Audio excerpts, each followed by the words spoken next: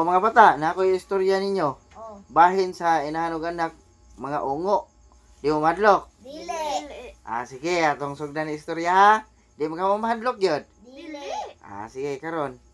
Ang inahan og anak, nagsabot sila, asa sila mamalbal. Karon niingon ang inahan nga,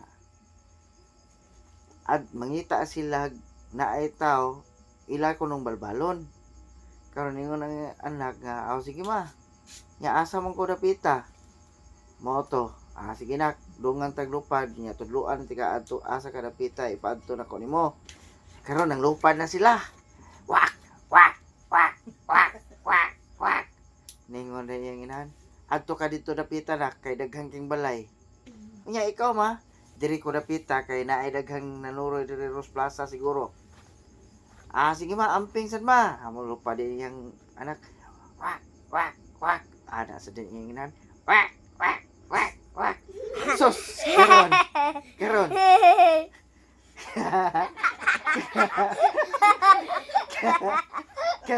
Karon. Sus, nakaagi man ang iyang inahan sa plaza. Nagian niyang plaza. Sus, karon pagtan-aw sa iyang inahan. Naa may tao na ginusara. Lingon din ang iyang inahan. Sakit problema ka ni. Naginusara man, ayay, pabor ni nako. Mabalbalan jud ko ni. Sayo-sayo gignoon ko makakuha. Kay naginusara ning tawana, wagi kauban. Mo to iyab to gisakdapan, ditso niya balbal, paak ditso liog. Gutom lagi kayo. Sus, pagpaak ro niya sa liog. Perting di malasa, nga estatuam ni Dr. Jose Rizal. Aperte makapangaga. Sus, karon ang iyang anak, lupa dito sa iyang anak. Wak, wak, wak. Sus, pagtanaw sa iyang anak, daghang gibalay. Sus, naa may bata ni Tiabaw. Oha! Oha! Oha! Perting di payab, akin ni. Nindot ni bata pa. Ganahan ko ani. Sus, karon ni nagpahimo-pahimo siyang baboy. Kaya ang ungo, mahimom nagbaboy bisig unsa. Ani mo di siya, himo di siya baboy. Himo kog baboy. Kay adto siya moagi sa silong sa katong naay bata. Kay naaman ang bata dito sa sawg, inay bangag. Sus, karon paghimo niya baboy, wa man siya kabantay. Naa di butakal gigae dito silong.